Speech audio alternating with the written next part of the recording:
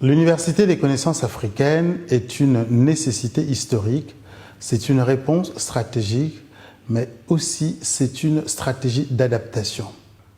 On s'est aperçu dans les différentes analyses que nous avons faites que les paradigmes post-coloniaux qui ont régi les rapports avec les pays, les alliés traditionnels, avec l'arrivée de la Chine, deviennent peu opérants ou obsolètes complètement, parce que l'offre ne correspond plus aux différents domaines et les dynamiques africaines obligent de repenser en fait la nature même de la collaboration.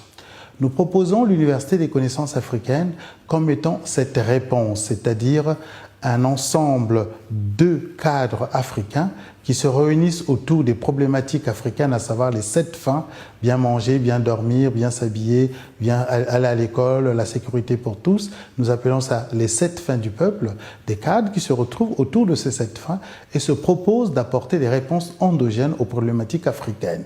Et ce mardi matin, nous nous sommes donc retrouvés pour présenter cette Université des connaissances africaines qui est donc un lieu de pollinisation mutuelle, un lieu de réflexion, un lieu de partage pour permettre aux cadres et aux amis d'Afrique d'échanger autour de ces problématiques. La prochaine réunion, ça s'appelle les rendez-vous sur objectifs.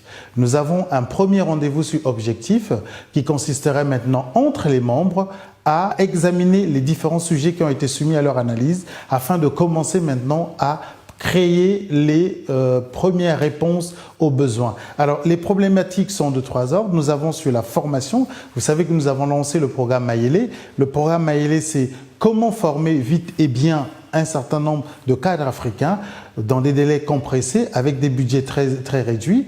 Et là, donc, des gens vont plancher pour examiner quels sont les métiers qui nécessitent une formation urgente.